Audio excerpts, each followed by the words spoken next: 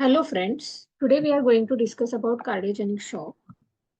So we have this case, 60-year-old male patient, known case of diabetes mellitus, now came with chief complaint of breathing difficulty and chest pain since 2 days. Initially, patient went to outside hospital, did all investigation which came out to be normal. But I must mention here when he went to initial local hospital, there he did all the investigation except ECG. Then after 2 days, he presented to our hospital with same complaint that is chest discomfort and breathing difficulty. ECG we have taken showed the ST segment depression in the anterior leads that is from V2 to V3. So he was diagnosed with posterior wall myocardial infarction. Immediately the patient was taken to the cath lab and the patient was in severe respiratory distress. Patient was intubated and mechanically ventilated. Then he underwent PCA to LED LCX and they left. Patient was put on IBP support because he was on the risk of cardiogenic shock and his ejection fraction was very low. Then shifted to ICU for further care. On arrival in ICU, patient's pulse rate was 112 beats per minute. Blood pressure was 110/70. He was on maximum support of the NORAD, that is 25 ml per hour, and adrenaline, that is 25 ml per hour. Respiratory rate was 22. Saturation was 100 on PRVC mode of FR to 40%. Then CVS S1, S2 was present. RS creps were there. Per abdomen was soft and patient was sedated. This was the ECG of the patient, which ST segment depression from V2 to V3.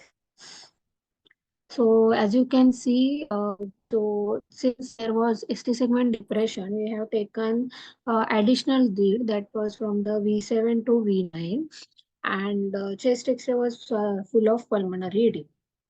So ABG we have taken, which was suggestive of metabolic acidosis with elevated lactate.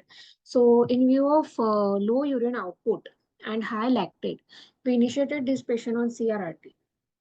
But despite all our efforts, this patient could not survive due to because despite being on these, despite being starting him on the high inotropic support, doing CRRT for his for to support his renal function, the patient was deteriorating and unfortunately could not survive.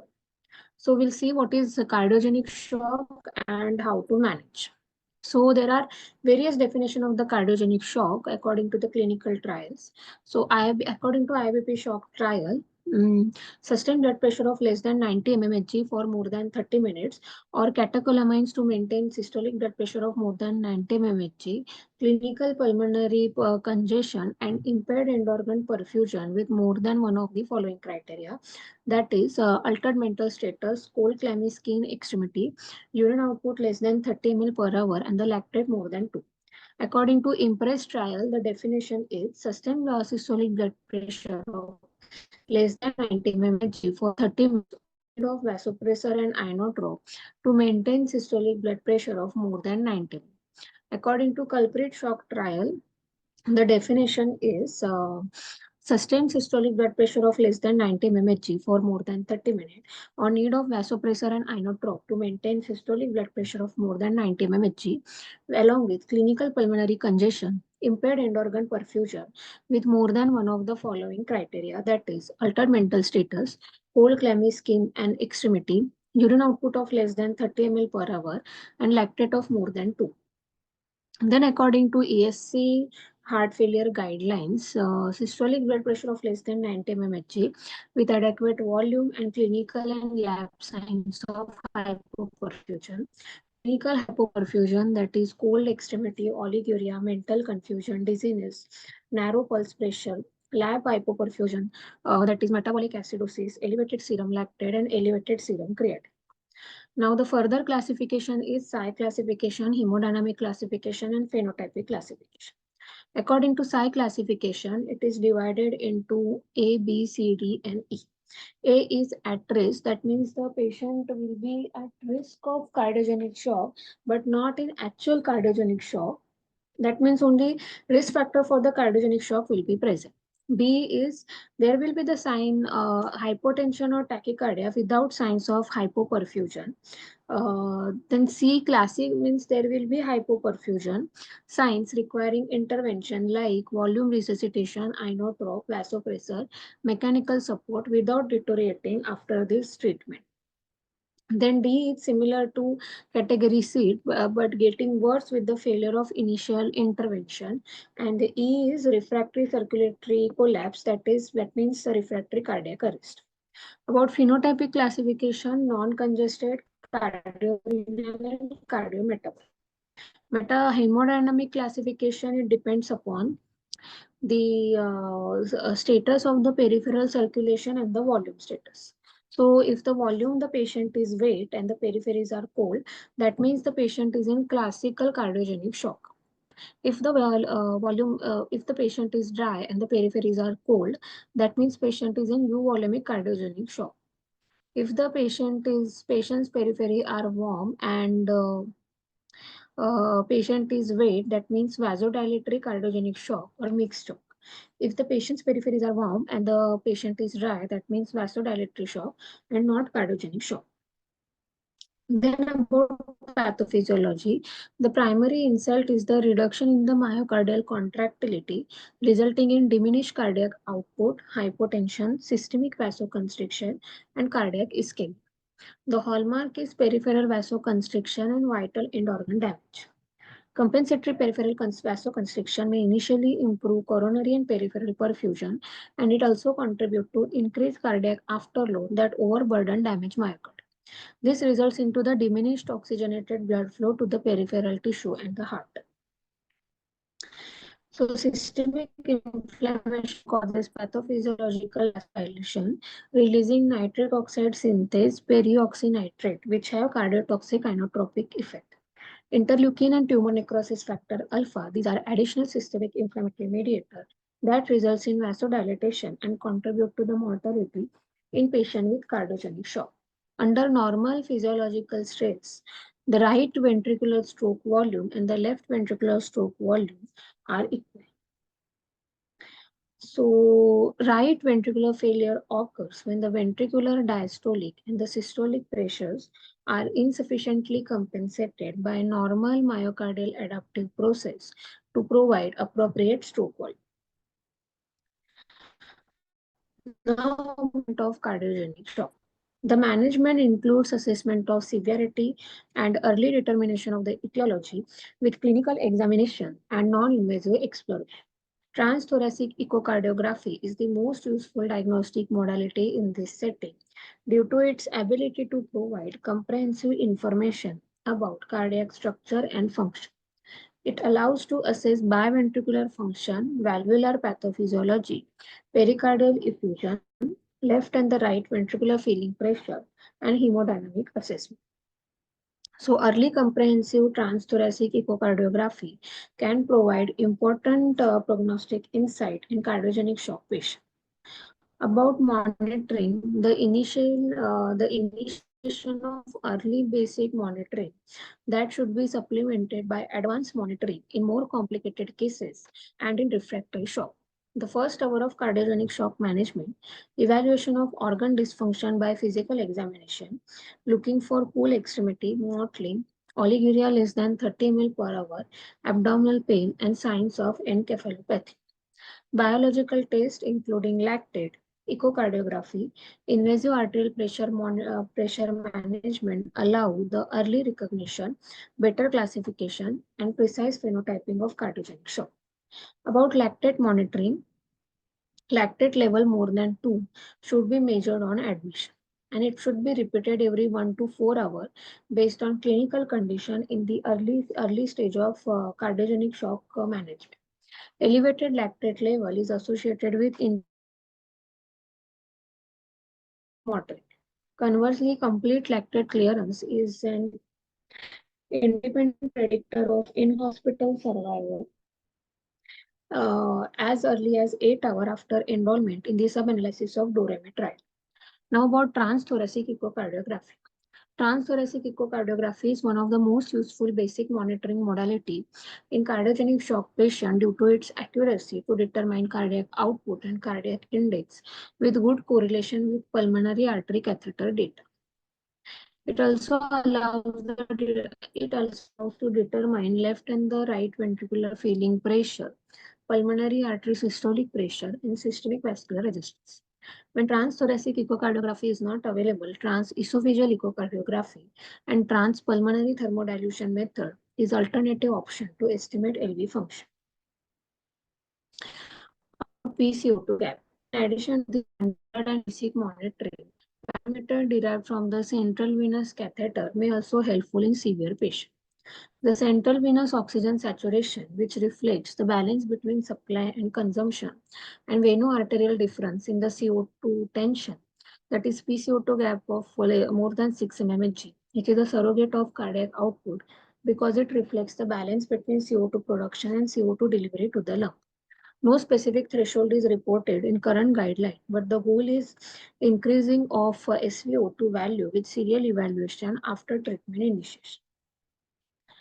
Now we will see how to interpret this SVO2 and PCO2 gap to determine the cause. So first, if there is a signs of circulatory shock and along with that lactic acidosis is present, we need to measure SVO2. If this central venous oxygen saturation is less than 70%, then we need to find venous arterial CO2 gap. If it is more than 6, then it is suggestive of low cardiac output or stagnant dysoxia. If it is less than 6, then the anemic dysoxia and hypoxic dysoxia. If central venous oxygen saturation is more than percent and CO2 gap is more than 6, then it is more suggestive of microcirculatory impairment and inadapted cardiac output and stagnant dysoxia. If it is less than 6, then the cytopathic hypoxia. About PA catheter. PAC directly measure pulmonary and cardiac pressure as well as central oxygen saturation and are used to calculate array of hemodynamic parameter including cardiac output, cardiac index, cardiac power output as calculated as mean arterial pressure into cardiac output, pulmonary capillary wedge pressure, right atrial pressure, uh, so if pulmonary capillary wedge pressure, if it is elevated, it will be more than 18. Right atrial pressure, if it is more elevated, it will be more than 12. Mean pulmonary and pulmonary artery pulsatility index.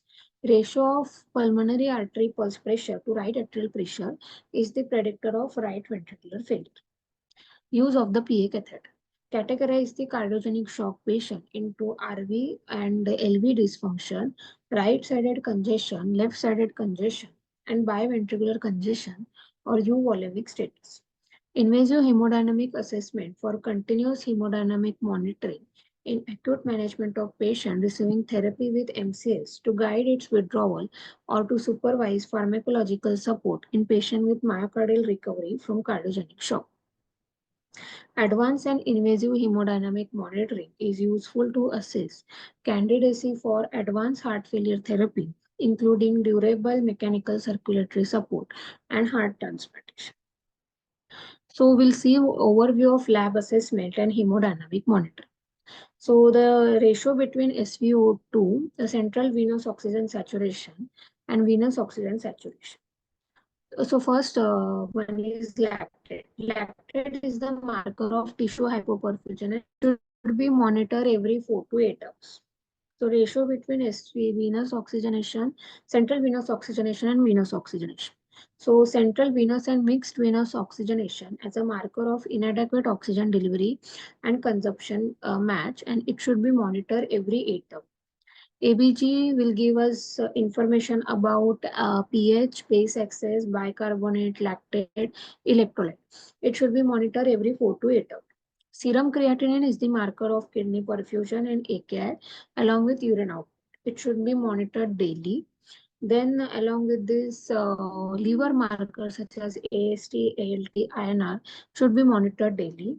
Complete blood count include hemoglobin, WBC, platelet count. So it should be monitored at least once daily unless bleeding or having other complications. Then we need to monitor coagulation parameters like PT, APTT, fibrinogen, D-dimer, INR at least once daily unless need for therapeutic anticoagulation and if the patient is on mechanical circulatory support device.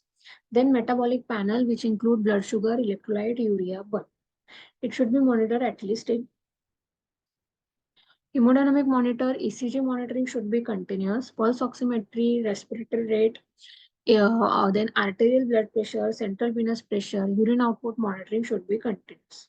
Then echocardiography, bedside transthoracic echocardiography and transesophageal echocardiography should be repeated every 24 or 48 hours. Non-invasive or minimal invasive cardiac output monitoring device should be used selectively.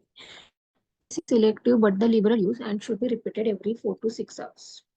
Then about management, coronary artery revascularization can be done in two ways like fibrinolysis and percutaneous coronary intervention.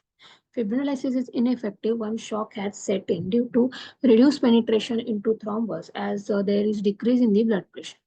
So in this regard, fibrinolysis should be reserved in very selected patients for whom timely percutaneous intervention is not possible. Thus, primary PCI is recommended as first-line therapy according to ESC guidelines. Now about multivessel disease. Indeed, up to 85% of acute myocardial cardiogenic shock patient presents multivessel or left main coronary artery disease at the diagnostic time. Multivessel disease being associated with higher mortality compared with the single vessel disease.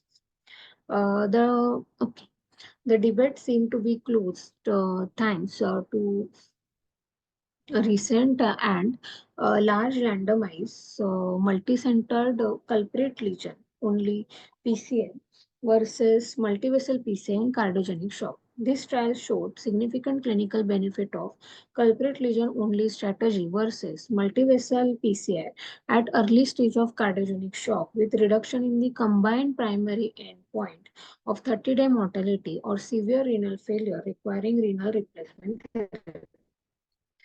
So culprit-only strategy also provided an absolute 8.2 reduction in 30-day mortality. So there was a lot of debate where multivessel disease is responsible or single vessel disease.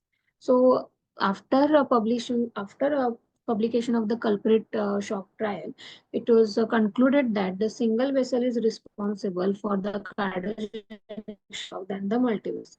So they have concluded so this trial was more in the favor of doing PCI of only culprit vessel rather than the non-culprit vessel.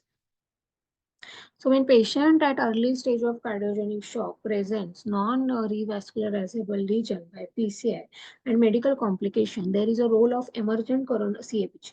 In IBP shock 2 study, 70% of patients with acute myocardial infarction, cardiogenic shock present with multivessel disease, only 4% underwent emergent CABG. PCI and CABG could be similar in terms of mortality. Of note, improvement and the better control of PCI technique have led to decreased CABG indication. To conclude, emergent revascularization in patients with coronary artery disease of culprit lesion only is the main treatment that improved cardiogenic shock prognosis.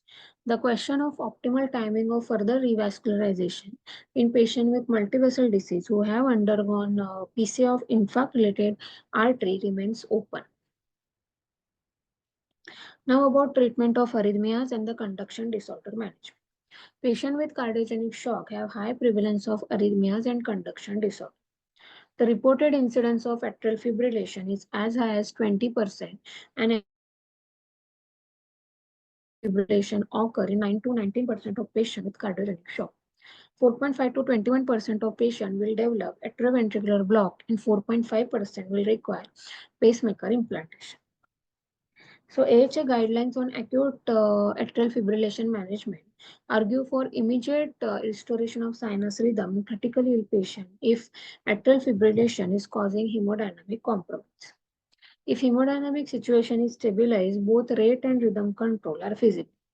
Amiodarone has demonstrated its efficacy for pharmacological cardioversion in this population and seemed to be the drug of choice in critically ill patients. Of note, paradigm of safe reduction within 48 hours without anticoagulation has recently been challenged because recent data support an increased thromboembolic risk of atrial fibrillation reduction beyond 12 hours of onset, and this risk being correlated with the CHAD value. Now about conduction block. The management of high degree conduction disorder is not specific to patient with cardiogenic shock. For patient with sinus node dysfunction, second degree, third degree AV block associated with symptom and hemodynamic compromise, atropine as the first line reasonable to improve AV conduction, increase ventricular rate, and improve hemodynamic parameter. Beta adrenergic agonists such as isoproterenol, dopamine, dobutamine, epinephrine may be considered as an alternative option.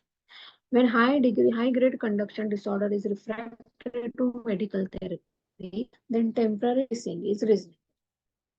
Now about electrical storm. Finally, electrical storm is the life-threatening condition which is characterized by the recurrent ventricular arrhythmia. A classical clinical definition of electrical storm is three or more sustained ventricular arrhythmia episodes separated by at least 5 minutes over 24 hours. In cardiogenic shock, immediate electrical cardioversion is always preferred for patient and is appropriate for hemodynamically stable VT when the risk of sedation is low. IV amiodarone is recommended as a first-line antiarrhythmic therapy in electrical storm caused by structural heart disease in the absence of QT prolongation and Torsades de pointers because of its greater efficacy for preventing recurrent VT and suppressing VT refractory to other antiarrhythmic therapy. The recommended dose is bolus of 300 mg over 20 minutes, then repeat 150 mg bolus over 10 minutes for recurrent ventricular arrhythmia, then infusion of 1 mg per minute until free from ventricular arrhythmia for more than 6 hours and continue 0.5 mg per minute until electrical storm resolves. When amiodarone is ineffective as a monotherapy or for high-risk presentation, lidocaine is often added as a second-line therapy, doing further amiodarone loading. Initial bolus of 1 to 1.5 mg per kg, maximum is 100 to 120 mg. Of note, lignocaine is more effective on ischemic myocardium but can accumulate during decompensated heart failure or cardiogenic shock. Otherwise, specific electrical storm etiology and cardiomyopathy justify specific treatment or management such as isoprenaline for Torsades de pointers or Brugada syndrome and beta blocker for long QT syndrome. Deep sedation and intubation is very effective treatment of electrical storm and is recommended in patients with intractable electrical storm refractory to the drug treatment. Radiofrequency ablation as a sympatholysis by stellate ganglion blockage or definitive sympathectomy should be considered in patients with recurrent episode of ventricular arrhythmia which are non-responsive to medical treatment or coronary revascularization. Finally, heart transplantation may be considered with mechanical circulatory support. Now about valvular disease. So regarding valvular disease, cardiac surgery is the gold standard treatment in the management of symptomatic valvular disease, but its invasiveness is associated with high mortality, leading to considering alternative therapies such as percutaneous management. But the role of percutaneous interventional management of valvular disease is increasing because of safety and good results. Now about inotropes and vasopressors. So as we all know, the noradrenaline is the preferred inotrope which we are using in the cardiogenic shock. So most existing inotrope used in cardiogenic shock exert their physiological effect through the modulation of cardiomyocyte calcium flow into inducing tachycardia. Thus, this drug can increase myocardial oxygen consumption. These agents should be used with the progressive titration at the lowest possible dose for the shortest time. The mean arterial pressure should be more than 60. So these are the various inotropes that we are using like norepinephrine, dobutamine, milrinone, and levosimendan. So among these, norepinephrine is the choice of the inotrope. Now we will see why. So why norepinephrine is the choice of inotrope? So this statement is based on the various evidences like SOAP2 trial, which compared norepinephrine and dopamine, and they found that dopamine is associated with high rate of arrhythmia and mortality. Optima study compared norepinephrine and epinephrine and found that epinephrine is associated with more arrhythmia, increased heart rate, and lactic acid. Doremi trial compared mindrinone and dobutamine, and they found no difference between them. So yeah, previously there was evidence of using levosimendan cardiogenic shock, but after publication of survive trial, which showed that the adverse effect associated with levosimendan was more than the beneficial effect. Like those patients with the in whom levosimendan was used was found to have higher incidence of atrial fibrillation, hypokalemia, headache, and levosimendan can be used in those patients who are already on the beta. Now about mechanical ventilation. The incidence of acute respiratory failure in cardiogenic shock patient ranges between 50 to 88%, with more than 80% of patients with cardiogenic shock requiring respiratory support. Cardiogenic pulmonary edema is the right word failure due to left ventricular systolic and diastolic function. Excessive interstitial and alveolar fluid impairs the ventilation and increase work of breathing, which ultimately results in both hypoxemia and hypercapnia. Intrapleural pressure seem to be the major determinant of respiratory impairment. So during respiratory failure, active respiratory muscle contraction induces negative pleural pressure, which increases venous return and RV and LV preview. Other factors contribute to further impairment in gas exchange. The concurrent inflammatory response conduces to the development of alveolar edema by changing vascular membrane permeability, while acute kidney injury favors fluid retention. The compensatory increase in respiratory drive in response to hypoxemia, hypercapnia, metabolic acidosis can further redirect cardiac output toward respiratory muscle, perpetuating myocardial ischemia, tissue hypoperfusion in cardiogenic shock patients. These pathophysiological concepts support the use of ventilatory support with positive pressure ventilation for management of cardiogenic shock patients with respiratory distress. The first aim of ventilatory support with positive pressure ventilation is to improve gas exchange as it reduces alveolar interstitial edema and enhances alveolar recruitment. It leads to the better systemic and myocardial oxygenation and reversion of hypoxic pulmonary vasoconstriction. Positive pressure ventilation decreases myocardial oxygen demand by decreasing myocardial wall tension. In addition, positive pressure ventilation also decreases the work of breathing and reduces oxygen consumption of the diaphragm. Also, it has favorable hemodynamic effect by reducing RV and LV preload and LV afterload and therefore improves cardiac output. When invasive mechanical ventilation is needed in patient with cardiogenic shock, should benefit from early intubation because each hour delay in invasive mechanical ventilation is associated with higher mortality. Particular attention in early intubation should be paid to the case of severe right ventricular dysfunction or TAP. So after putting patient on mechanical ventilation, there is no superiority of any specific mode, but the peak should be kept at around 5, and the respiratory rate should be optimized to reduce the respiratory acidosis. Goal of the saturation, FiO2 should be titrated to maintain the saturation between 92 to 98%. Ideal oxygen target in cardiogenic shock remains undefined, but emerging evidence highlights the necessity to avoid hyperoxemia, that is, saturation should not be more than 98% because it has deleterious. Then respiratory rate should be adjusted to reduce the hypercapnia. And finally, the tidal volume of more than 9 ml per kg seems to be associated with higher mortality. So we should follow the lung protective mechanical ventilation, that is tidal volume between 6 to 8 ml per kg of ideal body weight.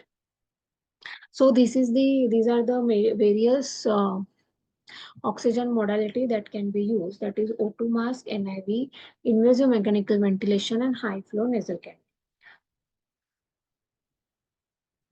So next is renal replacement therapy. So AKI is the strong predictor of the poor outcome, regardless of etiology of cardiogenic shock. So patient with indication of RRT have twofold increase in risk of in-hospital mortality, along with higher risk of long-term dialysis when compared to those with no RRT. So, in recently published study, age, lactate, hemoglobin, pre-admission root diuretic use, baseline EGFR were identified as most important clinical predictor of poor outcome in patients with cardiogenic shock requiring RRT. So, in patient with acute decompensated heart failure with worsened renal function but without shock, RRT with ultrafiltration was associated with improved hemodynamic parameter, but also with high incidence of adverse events and worsening renal function and transition to the dialysis. Early initiation of high volume continuous venovenous hemofiltration resulted in improved outcome with lower in-hospital and 30-day mortality rate when compared to patients undergoing low volume hemofiltration. As patients with cardiogenic shock do not tolerate acute fluid shift, CRRT is the better modality rather than IHT. Now regarding acute mechanical circulatory device. In cardiogenic shock, short-term acute mechanical circulatory support should be considered when urgent hemodynamic stabilization is needed despite ongoing medical therapy to allow for heart recovery and end organ protection as bridge to transplantation. Long-term MCS is appropriate patient as per 2022 AHA and 2021 ESC guidelines. When inotropic agents are used widely, mortality is higher with increased number of prescribed inotrope and vasopressors. So catecholamine therapy is associated with significant limitation, including arrhythmia, increased myocardial oxygen consumption, and inadequate circulatory support.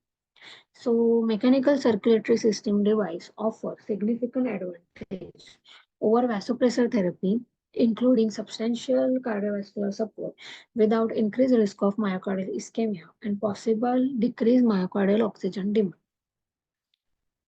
So option for acute percutaneous MCs include IBP, axial flow pump, that is Impella LP and Impella CP, left atrial to femoral artery ventricular assist device, that is tandem heart, and the VA ECMO.